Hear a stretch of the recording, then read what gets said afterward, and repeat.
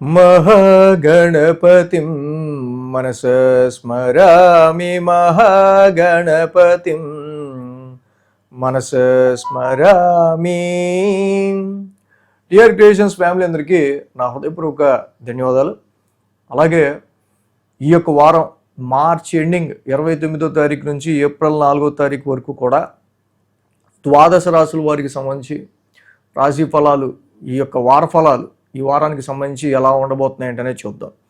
ఈ వారం major ట్రాన్సిటల్ change విషయానికి వస్తే కుజరాహుల యొక్క యుతి ఏదైతే ఉందో మనం మదపట ఏనుగుతో పొందుస్తామో ఈ కుజరాహుల యొక్క యుతి ఇన్ జనరల్లీ మొత్తానికి శుక్రవారం నుంచి కుజుడి యొక్క స్థానం మార్పు మీన రాశిలోకి జరుగుతోంది. లాట్ ఆఫ్ కంజంక్షన్ ఇన్ కుంభరాశి. 5 గ్రహాలు కుజుడు, రవి, శుక్రుడు, బుధుడు, రాహుతో పాటు జనవరి నుంచి నెమ్మదిగా ఫిబ్రవరికి మొత్తం టోటల్గా కంజంక్షన్ యొక్క పవర్ ఎలా ఉందో మనం చూసాం. ప్రపంచవ్యాప్తంగా ఎంత అల్లకల్లోలం చేసాయో రాహుతో కలిసిన ఈ కుజుడు, రవి, మిగతా గ్రహాలు పంచగ్రహ కూటమి అక్కడ కలవటం. So Rahu is the గ్యాసీ planet ఎప్పుడైతే ఫైరీ ప్లానెట్స్ కలిసాయో సో ఇక్కడ మనకి దానికి సంబంధించిన రిజల్ట్సే బయటకు వచ్చింది. ఎట్ ద ఎండ్ మొత్తానికి కుజుడు కూడా ఈ యొక్క వారాంతానికి శుక్రవారానికి మీనరాశిలోకి సంచారం అవుతున్నారు. ఇక మిగతా గ్రహాల విషయానికి వస్తే మేషరాశిలో శుక్రుడి యొక్క సంచారం, మిథున రాశిలో గురుడి యొక్క సంచారం, అలాగే సింహరాశిలో కేతువు యొక్క సంచారం, కుంభరాశిలో కుజుడు, అలాగే బుధుడు, రాహువు గోచారంలో ఉన్నారు. ఇక రవి కూడా మీనరాశిలో సంచారంలో ఉన్నారు. శని 2025 మార్చి నుంచే ఇక్కడ మీనరాశిలోకి ఆయన ఎంటర్ అయి ఉన్నారు. సో ఈ విధమైన గ్రహస్థితి ఆధారంగా ద్వాదశ రాశుల వారికి సంబంధించి రాశి ఫలాలు ఈ వారం ఎలా ఉండబోతున్నాయి ఏంటి ఈ గోచారం ఆధారంగా మనం చూద్దాం. మకర రాశి వారికి సంబంధించి మకర రాశి వారికి ఈ వారం యోగిస్తున్న గ్రహాలు చూస్తే కనుక ద్వితీయంలో బుధుడు, తృతీయంలో రవి, తృతీయంలో శని, అర్ధాష్టమంలో శుక్రుడు. మొత్తంగా ఈ రాశికి 4 గ్రహాల యొక్క అనుకూలత చాలా బాగుంది. ఏదైతే ఈ రాశి వాళ్ళకి మెయిన్గా ద్వితీయంలో బుధుడి యొక్క సంచారం, సో కంపారిటివ్ కొంతవరకు ప్రీవియస్ మంత్ అలా పోలిస్తే రాశి వాళ్ళకి ఫ్యామిలీ ప్రాబ్లమ్స్, ఫైనాన్షియల్ డ్రైనెస్ కొంచెం ఎక్కువగా ఉండే మాట వాస్తవం. సో నెమ్మదిగా ఈ యొక్క ఫ్యామిలీకి సంబంధించి కానీ ఫైనాన్షియల్గా కానీ కొంచెం harshness, dryness in financial position and ఫ్యామిలీకి సంబంధించిన విషయాల్లో కొంతవరకు తగ్గడం మనం గమనించవచ్చు. అలాగే బుధుడి యొక్క సంచారం తప్పకుండా మరి ఈ రాశికి ఆయన బెస్ట్ ఫ్రెండ్, అలాగే మంచి మిత్రక్షేత్రంలో ఉన్నాడు కాబట్టి ఆర్థికపరమైన విషయాలు ఇంకా కుజుడి యొక్క సంచారం నడుస్తూ ఉంది. గురువారం దాకా ఉంటారు. ఇక్కడ కుజుడి పరంగా వస్తున్న కొంచెం స్పెండింగ్లో కానీ పేమెంట్స్ విషయంలో కానీ ఫైనాన్షియల్గా కానీ కొంచెం ట్రబుల్స్ ఏవైతే ఉన్నాయో బుధుడు ఆర్థికపరమైన విషయాల్లో కొంత వాటిని మనం ఓవర్కమ్ అవ్వడానికి తగ్గ ఆర్థిక సత్తు అని ఫైనాన్షియల్ పొజిషన్ బుధుడు ఇస్తున్నారు. అలాగే వెరీ గుడ్గా ఇక్కడ తృతీయంలో రవి యొక్క ట్రాన్సిట్ కూడా మనకు కనిపిస్తుంది. యాక్చువల్గా తృతీయ స్థానంలో రవి యొక్క ట్రాన్సిట్ చాలా బాగానే యోగిస్తుంది. అక్కడే ఏలినాడు శని కూడా ఉన్నారు. సో ఇక్కడ బట్ ఈ తృతీయ స్థానంలో రవి శనుల యొక్క ఈ కంజంక్షన్ ముఖ్యంగా ఈ రాశి వాళ్ళకి సంబంధించి తప్పకుండా యాక్చువల్గా తృతీయ స్థానం ఒక పాపస్థానంలో ఇలాంటి పాపగ్రహాలు ఉండటం మంచిదే. కానీ సో కొంచెం సాత్వికంగా ఆలోచించాల్సింది. సాత్వికంగా ఆలోచిస్తే పనులు అయ్యేటట్లేవు. కొంచెం మనం తప్పదు, కొంచెం మనం డిసిప్లిన్ తప్పు. సో అలాగా వాళ్ళు పెట్టే ఎఫర్ట్ ఏదైతే ఉందో, సాధించాల్సిన పని ఏదైతే ఉందో దాని గురించి ధర్మం ఆలోచించే క్వశ్చన్ ఇక్కడ తక్కువగా కనిపిస్తూ ఉంది. సో పాపగ్రహాలైన శని, రవులు ఇద్దరు కూడా థర్డ్ హౌస్లో ఉండటం, పని అవటం ముఖ్యంగా పెట్టుకుంటారు ఫస్ట్ మకర రాశి వాళ్ళు. అలాగే ఇక ఈ రాశికి సంబంధించి వెరీ గుడ్ ప్లానెట్ శుక్రుడు కూడా అర్ధాష్టమంలో ఉన్నారు. Venus is very good pleasant planet. 4th హౌస్లో శుక్రుడి యొక్క సంచారం తప్పకుండా కొంత మీకు డొమెస్టికల్ పీస్ని ఇవ్వడానికి, అలాగే కుటుంబపరమైన విషయాల్లో కొంచెం మీకు శుక్రుడి యొక్క సంచారం తప్పకుండా కొంతవరకు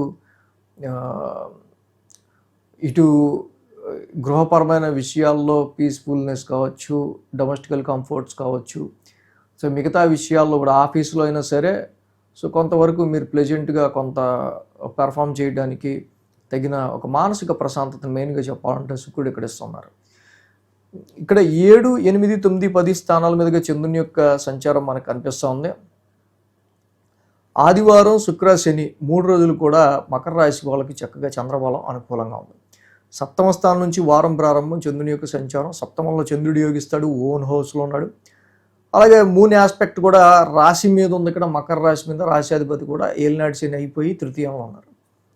సో కాబట్టి డెఫినెట్గా మీరు అవ్వాలనుకున్న పనులు ఏం చేద్దాం అనుకున్నారో దానికి సంబంధించి అది ఎంత టఫ్ అయినా సరే దానికి తగ్గట్టుగానే సమాధానం చెప్తూ మీరు ముందుకెళ్తారు. దానికి తగ్గట్టుగానే ఇతరులను కూడా మీరు కలుపుకెళ్ళే ప్రయత్నం చేసే ఆస్కారాలు చాలా వరకు ఇక్కడ మనకి కనిపిస్తూ ఉన్నాయి. కాబట్టి మకర రాశి వాళ్ళకి సప్తమ స్థానంలో చంద్రుని యొక్క సంచారం వారం ప్రారంభం కొంతవరకు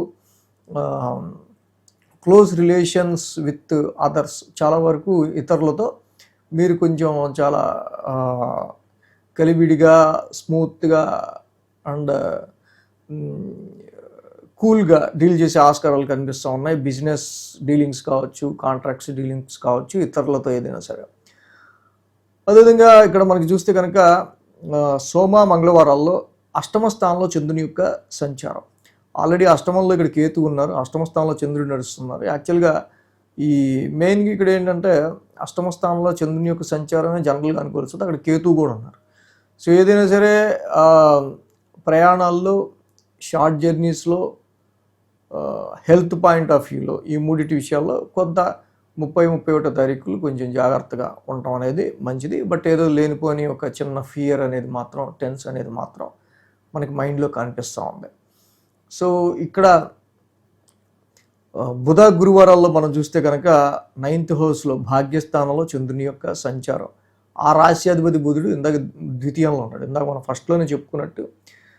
సో బుధుడి యొక్క సంచారం ద్వితీయ స్థానంలో అనుకూలిస్తూ ఉంది కాబట్టి కొంత ఫైనాన్షియల్గా కూడా కొద్దో గొప్ప కొంత బెటర్మెంట్ రిజల్ట్స్గా ఉండడానికి బుధుడు మీకు యోగిస్తూనే ఉంటారు. సో బుధ, గురువారాల్లో కొంచెం ఏదైనా లాంగ్ జర్నీస్ కానీ, స్పిరిచువల్ యాక్టివిటీస్లో కానీ సో దానికి అటెండ్ అవ్వటం, లేదా ఫ్యామిలీకి సంబంధించి ఎవరన్నా జరుపుకుంటే వాటికి అటెండ్ అవ్వటం, లేదా వాటికి కొంత ఏదైనా ఖర్చు చేయటం ఇక్కడ మనకు కనిపిస్తూ ఉంది బుధ, గురువారాల్లో. శుక్ర, శనివారాల్లో మనం చూసినట్టయితే కనుక దశమ స్థానంలో చంద్రుని యొక్క సంచారం. సో 10th హౌస్లో చంద్రుడు యోగిస్తాడు. అలాగే ఆ రాశ్యాధిపతి శుక్రుడు కూడా సమసప్తమంలో 4th హౌస్లో ఉన్నాడు. సో 10thలో ఇక్కడ యాక్చువల్గా చంద్రుడు యోగిస్తారు. అట్ ద సేమ్ టైం అక్కడ శుక్రుడు కూడా 4th స్థానంలో యోగిస్తారు. కాబట్టి డెఫినెట్గా అటు హోమ్ అట్మాస్ఫియర్ కానీ, అలాగే ప్రొఫెషనల్ అట్మాస్ఫియర్ కానీ రెండు కొంచెం స్టెబిలైజ్డ్గా ఉండేటట్టు చూసుకుంటూ ముందుకెళ్ళే ఆస్కారాలు మనకు ఎక్కువగా కనిపిస్తూ ఉన్నాయి. సో అలాగే కాకపోతే ఏంటంటే ఇక్కడ చిన్నపాటి శుక్ర, శనివారంలో ఇటు ఇంటికి డొమెస్టికల్గా మదర్కి కావచ్చు, ప్రొఫెషన్కి సంబంధించిన విషయాలు కావచ్చు, ఇంటికి ప్రొఫెషన్కి సంబంధించిన విషయాల్లో ఏదో చిన్నపాటి డిస్టర్బెన్స్ లాంటివి, చిన్న గ్లిచెస్ లాంటివి శుక్ర, శనివారాల్లో మనకు కనిపిస్తూ ఉన్నాయి. సో ఏదైనా ఈ మకర రాశి వాళ్ళకి సంబంధించి మనం మెయిన్ చూస్తే కనుక గురుబలం తక్కువగా ఉంది. దేవానాంచ ఋషీనాంచ, గురునవగ్రహ శాంతి మాత్రం ఎంత చేసుకుంటే గురుబలం వీళ్ళకి అంత బాగా కలిసి వస్తుంది. సో అదేవిధంగా కుజుడు, రాహు కూడా ఇక్కడ ద్వితీయ స్థానంలో ఉండటం వల్ల ఫైనాన్షియల్గా, ఫ్యామిలీ పరంగా కొంచెం ఇబ్బంది ఎదురవుతుంది. కాబట్టి సుబ్రహ్మణ్యేశ్వర స్వామి ఆరాధన చేసుకోవడం, మంగళవారం పూట ఆయన దర్శించుకోవడం చాలా మంచిది.